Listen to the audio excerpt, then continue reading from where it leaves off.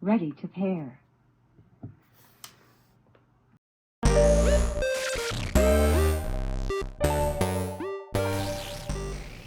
Today I'm going to be doing an unboxing and review of the Skullcandy Terrain mini speaker.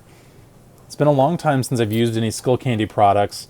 I used to use the Skullcandy headphones back in grade school to listen to music on my old iPod Nano, iPod Shuffle, and then the iPod Classic.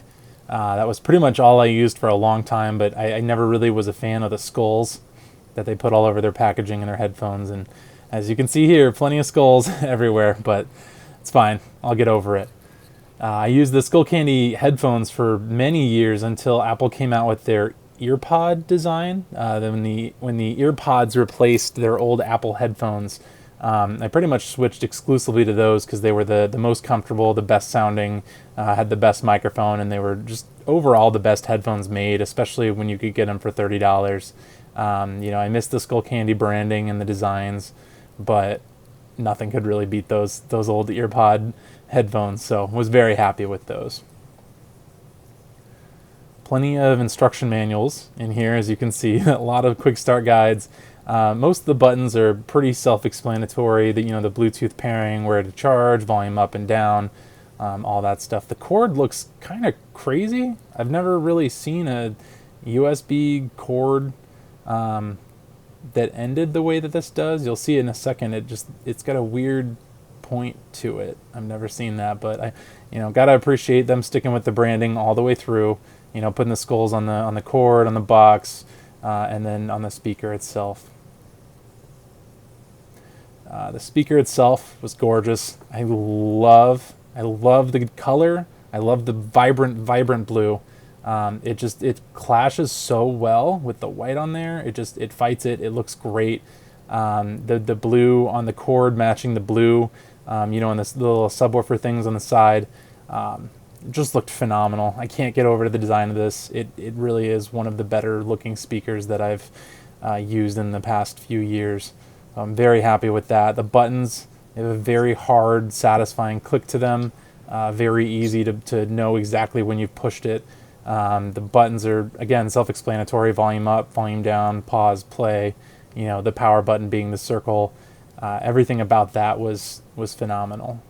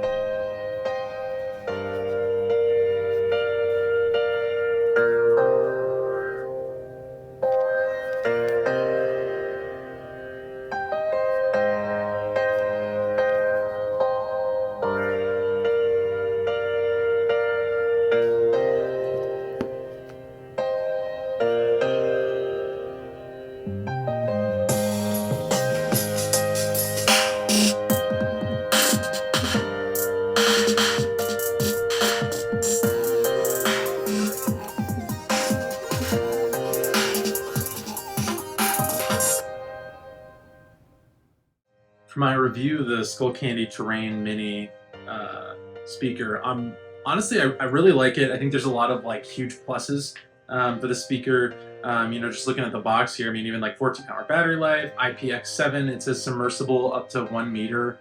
That's pretty nice to have, especially if you're going to be actually using it outdoors, knowing that you could drop it in literally 1 meter of water and it should be totally fine. It seems really durable as well, just from initial messing around with it. They also have a feature called the SKDY multi-link that lets you pair up to 99 of these. I can't imagine the latency would be that great if you got up to 99 of these, but cool that that's an option.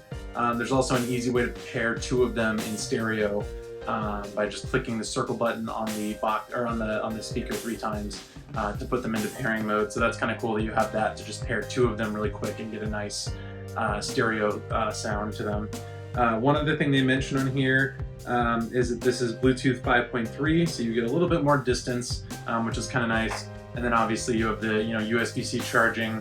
That's always a plus, having every device have USB-C charging. Looking at you, iPhone. Every other device I have has it. Why don't you? But outside of that, I think the speaker sounds phenomenal. I think it's really cool. It's weird that it's shaped, so it's shaped like a square and it has the mesh all the way around, but the audio only comes out of one side of the speaker. So if you're going to be using it a lot, when you max it out, it's kind of like a personal, it's really like a personal speaker. Like if you just set it to like 50, 60%, like a comfortable, you know, ish area of volume, it's really going to be loud enough for like just you. And then if you max it out, like when I maxed it out during testing, like I thought it sounded phenomenal. It doesn't get loud enough to where it's like, yeah, I would bring this to a party and let like a bunch of people listen. Like it's not like crazy loud.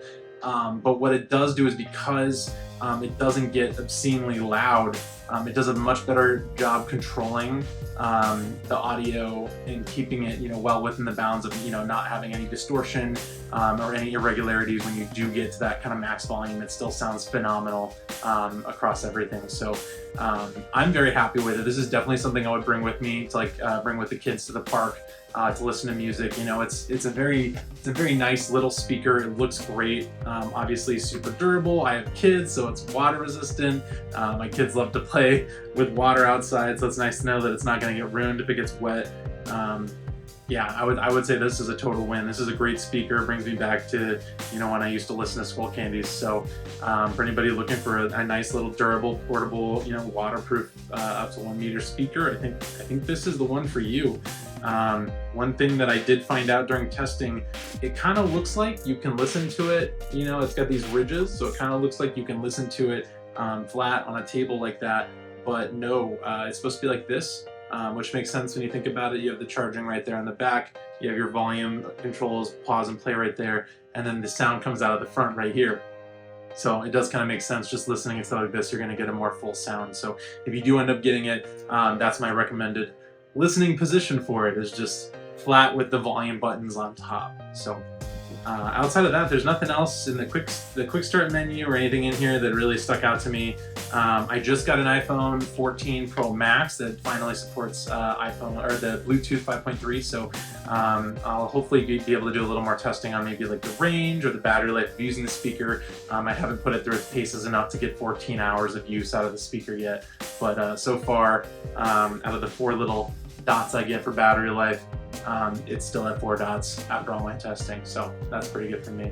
Anyway, I hope you guys liked the video. Thank you for watching. If you did like the video, go ahead and like and subscribe. Leave a comment if there's anything you want to add to this or any other speakers you think I should review. And anyway, thank you so much. See you around.